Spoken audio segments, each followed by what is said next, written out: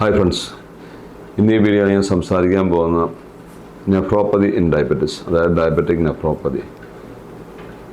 Diabetes രോഗികളിൽ sugar എങ്ങനെയാണ് കിഡ്നിയെ ബാധിക്കുന്നതിനെ പറ്റിയാണ്. ഞാൻ doctor Thomas Joseph, consultant physician diabetologist, Carmel medical centre പാൽ. പലപ്പോഴും നമുക്കറിയാം, പല പ്രമേഹ രോഗികളും ഒ പിയിൽ അല്ലെങ്കിൽ ഡോക്ടറെ കാണാൻ വരുമ്പോൾ പറയുന്നത്, ഡോക്ടറെ എൻ്റെ യൂറിൻ പതഞ്ഞു പോകുന്നുണ്ട്, എന്തെങ്കിലും പ്രശ്നമുണ്ടെന്നുള്ളതാണ്.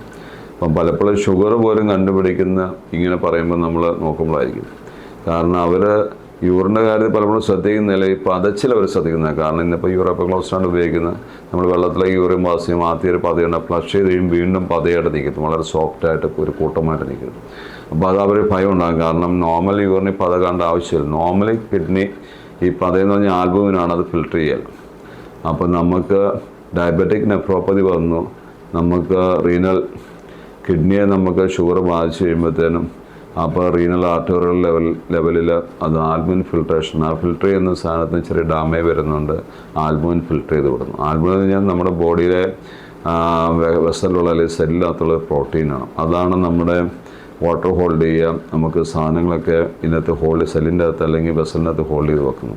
ആൽബം നഷ്ടപ്പെടുമ്പോൾ എന്നാ സംഭവിക്കും, ഒരുപാട് കാലിന് ചിലപ്പോൾ നീര് വരും, മുഖത്തിനൊക്കെ നീര് വരും, ശരീരത്തിന് മൊത്തത്തിൽ നീര് വരും.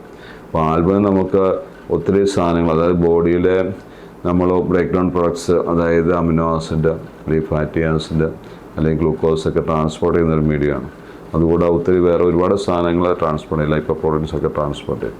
അപ്പോൾ നമുക്ക് ആൽബുമിനൂറിയ നമ്മൾ ആദ്യം ഇങ്ങനെ പറയുമ്പോൾ യൂറിനിക്കൂടെ നമുക്ക് പ്രോട്ടീൻ പോകുന്നു എന്ന് പറയുമ്പോൾ നമ്മൾ ആദ്യം അവരോട് പറയുന്നത് യൂറിൻ മൈക്രോ ആൽബുമിൻ നോക്കാൻ പറയും. Urine micro albumin normal level എന്ന് പറഞ്ഞാൽ 20 മില്ലിഗ്രാം അല്ലെങ്കിൽ 20 മില്ലിഗ്രാം വരെ നോർമലാണ്. അപ്പം 20 to 300 മില്ലിഗ്രാം വരികയാണെങ്കിൽ അതൊരു മൈക്രോ പ്രോട്ടീനൂറിയ എന്ന് പറയും. അത് കുഴപ്പമില്ല, കുറച്ചുണ്ട് എന്ന് വെച്ചാൽ കിഡ്നിയെ ബാധിക്കാൻ തുടങ്ങിയിട്ടുണ്ട്, എന്നാലും ഗൗരവമായിട്ടില്ല. മോർ ദാൻ 300 മില്ലിഗ്രാം, ചിലപ്പോൾ 2 ഗ്രാം ഒക്കെ വരുന്നവരുണ്ട്. അപ്പോൾ ഒരു 24 ഹവേഴ്സൊക്കെ നമ്മൾ ചിലപ്പോൾ നോക്കും യൂറിന് മൊത്തം എത്ര പോകുന്നുണ്ടെന്ന് അറിയാം. അങ്ങനെയൊക്കെ വന്നു കഴിഞ്ഞാൽ സാരമായിട്ട് കിഡ്നിയുടെ പ്രവർത്തനത്തെ ബാധിച്ചിട്ടുണ്ട്. അപ്പോൾ നമ്മൾ തന്നെ ആണെങ്കിലും നമ്മളതിനെ എന്തുകൊണ്ടാണത് വന്നത്, ചിലപ്പം കിഡ്നിയുടെ ബയോപ്സി, നെഫ്രോളജി കൺസൾട്ടേഷൻ വേണ്ടി വരും, കിഡ്നി ബയോപ്സി വേണ്ടി വരും, അൾട്രാസൗണ്ട് അബ്ഡോമനൊക്കെ എടുക്കേണ്ടി വരും. അപ്പോൾ ഇനിഷ്യലി നമ്മൾ പറയേണ്ട, നമുക്ക് ഷുഗർ ഉണ്ട്, ഒരു കാരണമുണ്ട്, കാരണം കിഡ്നിയെ ബാധിക്കാൻ 10 വർഷമായി 15. നോർമൽ രീതിയിൽ നമ്മൾ നല്ല രീതിയിൽ ഷുഗർ കൺട്രോൾ ചെയ്യുന്ന ഒരാളെ സംബന്ധിച്ചോളം ഒരു 15 വർഷമൊക്കെ ആകാതെ ഈ നെഫ്രോപ്പതി അല്ലെങ്കിൽ പ്രോട്ടീനൂറിയ കാണാറില്ല. പലപ്പോഴും നമ്മൾ നേരത്തെ ഷുഗർ വന്നു, നല്ല രീതിയിൽ കൺട്രോൾ ചെയ്യാൻ സാധിച്ചില്ല, ഡയറ്റ് നോക്കിയില്ല, പ്രോപ്പറായിട്ട് മരുന്ന് കഴിച്ചില്ല, അങ്ങനെയൊക്കെ ഏർലി നമുക്കിത് വരാം പ്രോട്ടീനൂറിയ. പല രോഗികളും ഷുഗർ കണ്ടുപിടിക്കുന്നത് തന്നെ പ്രോട്ടീനൂറിയ അല്ലെങ്കിൽ ആൽബുമിനൂറിയ അല്ലെങ്കിൽ ഈ പതച്ചിലായിട്ട് വന്നിട്ടാണ്. അപ്പോൾ നമ്മളോട് ഇങ്ങനെ പറയും, ഇനിഷ്യൽ തന്നെ നമ്മൾ യൂറിൻ മൈക്രോ ആൽബുമിൻ നോക്കും ഷുഗറിനൊപ്പം തന്നെ.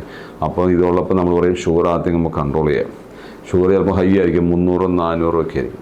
അപ്പോൾ അങ്ങനെ വരുമ്പോൾ നമ്മൾ ആദ്യം പറയും ഷുഗർ നമ്മൾ കൺട്രോൾ ചെയ്തിട്ട് ഇത് കുറയുന്നുണ്ടോ എന്ന് നോക്കാം. ചിലപ്പോൾ ഇനിഷ്യലി നമ്മൾ മരുന്ന് കഴിക്കാത്തവരാണെങ്കിൽ മരുന്ന് കൊടുത്ത് ഷുഗർ കൺട്രോൾ ചെയ്ത് കഴിയുമ്പോൾ തന്നെ ഈ പതച്ച് അല്ലെങ്കിൽ ആൽബുമിനൂറിയ കുറയും. വർഷങ്ങളായിട്ട് ഷുഗറുണ്ട്, അങ്ങനെ ഒത്തിരി വർഷങ്ങൾ കൊണ്ട് വന്നതാണ്, ചിലപ്പോൾ അത് കുറയാൻ ചാൻസ് ഉണ്ട്. അപ്പോൾ അതിനെപ്പറ്റിയ പുതിയ മരുന്നുകളുണ്ട്, ഫിന്നറോണൊക്കെ പുതിയ മരുന്നുകളുണ്ട്. അപ്പോൾ നമുക്കൊരു പിന്നെ പ്രഷറുണ്ടെങ്കിൽ പ്രഷറും കൺട്രോൾ ചെയ്യണം, പിന്നെ ഷുഗറും കൺട്രോൾ ചെയ്യണം. ഇങ്ങനെ മൾട്ടിപ്പിൾ ഫാക്ടേഴ്സിനെ അഡ്രസ്സ് ചെയ്താൽ ചിലപ്പോൾ നെഫ്രോളജിസ്റ്റിനെ കണ്ടിട്ട് നമുക്ക് കുറയുന്നില്ല, നല്ല അളവിലുണ്ട്, മോർ ദാൻ 2 ഗ്രാം ഒക്കെ ഉണ്ട്, 2 to 5 ഗ്രാം ഒക്കെ 24 ഹവേഴ്സിലുണ്ടെങ്കിൽ നമ്മൾ നെഫ്രോളജിസ്റ്റിനെ സമീപിച്ച ശേഷം മരുന്നുകൾക്ക് ശേഷം ചിലപ്പോൾ ഒരു ബയോപ്സി ഒക്കെ എടുത്ത് നോക്കണം, എന്തുമാത്രം ഡാമേജ് വന്നിട്ടുണ്ട്, ഏതൊക്കെ ടൈപ്പിലുള്ള ഗ്ലോമറുലാർ നെഫ്രൈറ്റിസ് ആണ്, അല്ലെങ്കിൽ വേറെ എന്തെങ്കിലും പ്രശ്നം അടിസ്ഥാന ഘടകങ്ങളുണ്ടോ. ബിപിയും ചിലർക്ക് ഹൈ ആയിരിക്കും.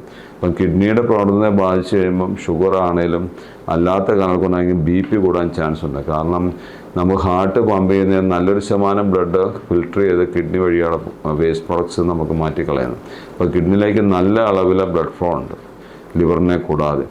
അപ്പം അങ്ങനെ വരുമ്പോഴത്തേനും കിഡ്നിയുടെ പ്രവർത്തനത്തെ നെഫ്രോൺ ലെവലിൽ പ്രശ്നം വരുമ്പോൾ BP നന്നായിട്ട് കൂടാനും കിഡ്നി ചുരുങ്ങും. ഡയബറ്റിക് നെഫ്രോൺ നോർമലി കിഡ്നിയുടെ സൈസ് നോർമൽ അല്ലെങ്കിൽ എല്ലാ സ്റ്റേജ് വലുപ്പം കാണും.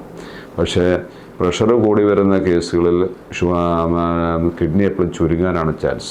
ഇസ്കീമിക് നെഫ്രോപ്പതി എന്ന് പറയും. അപ്പം ഡയബറ്റിക് നെഫ്രോപ്പതി നോർമൽ സൈസ് അല്ലെങ്കിൽ നോർമലിലേക്ക് അയച്ച് വലുപ്പം. അപ്പം നമ്മൾ അൾട്രാസൗണ്ട് ചെയ്യുമ്പോൾ തന്നെ അറിയാം ഇത് പ്രഷർ കൂടിയിട്ട് നമുക്ക് പ്രശ്നം വന്നാണോ അല്ലെങ്കിൽ ഷുഗറിനെ കൊണ്ടാണോ പലപ്പോഴും പ്രോട്ടീനൂറിയ കാണുന്ന ഡയബറ്റിക് നെഫ്രോപ്പതി ഇതാണ്. ഇപ്പം ബി പി കാരണം, ഹൈ പ്രഷർ കാരണം കിഡ്നിക്ക് ഡാമേജ് വെച്ചാൽ പ്രോട്ടീനൂറിയ കാണണമെന്നില്ല. പലപ്പോഴും പ്രോട്ടീനൂറിയ ഉണ്ട്, ഡയബറ്റിസ് ഉണ്ട്, ഈ രണ്ട് കാര്യങ്ങളുണ്ടെങ്കിൽ അവർക്ക് കണ്ണിനെയും ബാധിക്കാൻ ചാൻസ്, റെറ്റിനോപ്പതിയും കാണും. നിർബന്ധമായിട്ട് ഒഫ്താൽമോളജിസ്റ്റിനെ കാണണം. അപ്പോൾ ആദ്യം നമ്മൾ പ്രോട്ടീനൂറിയ ആയിട്ട് വരുന്നതിന് ആദ്യം നമ്മൾ ഷുഗർ നോക്കണം, ഷുഗർ കൺട്രോൾ ചെയ്യണം. അത് കഴിഞ്ഞാൽ നമ്മൾ ചെയ്യേണ്ടതെന്ന് വെച്ച് കഴിഞ്ഞാൽ അതുകൂടെ നമ്മൾ ന്യൂറോപ്പതി നോക്കണം, സെൻസേഷനൊക്കെ എങ്ങനെയുണ്ട് കാലിലേക്ക്. അപ്പോൾ അതിനുള്ള അഡ്വൈസ് കൊടുക്കണം, കാലിൻ്റെ സെൻസർ, കാലിൻ്റെ പ്രോപ്പർ ചപ്പലൊക്കെ. അതുകൂടാതെ നമ്മൾ നിർബന്ധമായിട്ട് ഒരു ഒഫ്താൽമോളജിസ്റ്റിന് അടുത്ത് വിട്ടിട്ട് നമുക്ക് റെറ്റിനോപ്പതി, ഏർലി റെറ്റിനോപ്പതി ഉണ്ടോ, എങ്ങനെയുണ്ട്, കാറ്ററാക്ട് ഉണ്ടോ എന്നൊക്കെ നോക്കണം. അല്ലെങ്കിൽ നമ്മൾ അത് ഡിറ്റക്ട് ചെയ്യാൻ പ്രയാസം വരും, പിന്നെ കണ്ണിൻ്റെ കാഴ്ചയെ ബാധിക്കും.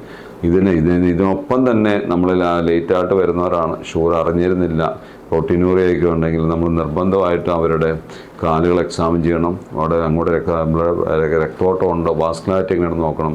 അതുകൂടാതെ ഒരു കാർഡിയോളജി ചെക്കപ്പ് ആവശ്യമാണ്. പലപ്പോഴും ഹാർട്ടിൻ്റെ വെസലിന് തന്നെ ബ്ലോക്ക് കാണും. പലപ്പോഴും നമ്മൾ ഈ കാര്യങ്ങൾ ശ്രദ്ധിച്ചുകൊണ്ടിരിക്കുമ്പോൾ തന്നെ അവർക്ക് അറ്റാക്ക്, ബ്ലോക്കൊക്കെ വരാം. കുടുംബപരമായിട്ട് ഹൈ കൊളസ്ട്രോൾ ഉണ്ട്, സ്മോക്കേഴ്സാണ്, ഹൈ ബി പി ഉണ്ട്, ഷുഗറുണ്ട്. അപ്പോൾ നമ്മൾ കാർഡിയൊക്കെ റിസ്ക് അസസ് ചെയ്യാൻ സമയം നമുക്ക് ഇയർലി തന്നെ നമ്മൾ ചെയ്യണം. കാരണം പിന്നീട് ഒരു അറ്റാക്ക് വന്നിട്ട് പോകുന്നതിനൊക്കെ എന്തെങ്കിലും ബ്ലോക്ക് ഉണ്ടോ എന്നൊക്കെ നമുക്ക് നോക്കണം. അപ്പോൾ ആദ്യം നമ്മൾ ഷുഗർ കൺട്രോൾ ചെയ്യുന്നു, പ്രോട്ടീനേക്കുള്ള മരുന്ന് കഴിക്കുന്നു. അങ്ങനെ നമ്മൾ പ്രോട്ടീനൂറിയ കുറഞ്ഞാൽ നമ്മൾ ഭയപ്പെടേണ്ട ആവശ്യമില്ല. കാരണം പലപ്പോഴും ലേറ്റായിട്ടുള്ള ഡയബറ്റീസ് ആണ്, വർഷങ്ങളായിട്ട് ഉണ്ടായിരുന്നു. ലേറ്റായിട്ടുള്ള പ്രോട്ടീനൂറിയ ആണെങ്കിൽ നമ്മൾ ന്യൂറോപ്പതി നോക്കണം, കണ്ണിനെ നോക്കണം, റെറ്റിനോപ്പതി നോക്കണം. അതുകൂടാതെ കാർഡിയോളജി ചെക്കപ്പും ചെയ്യണം. അപ്പോൾ ഇത്രയും കാര്യങ്ങൾ നമ്മൾ ശ്രദ്ധിക്കണം. ഇപ്പോൾ നെഫ്രോപ്പതി ആണെങ്കിൽ പോലും. എന്നാലും നമുക്ക് കിഡ്നിയുടെ പ്രവർത്തനം കുറഞ്ഞു പോകാതെ ആരോഗ്യമുള്ള ഒരു കിഡ്നിയായിട്ട് മുന്നോട്ട് പോകാൻ സാധിക്കും. Thank you.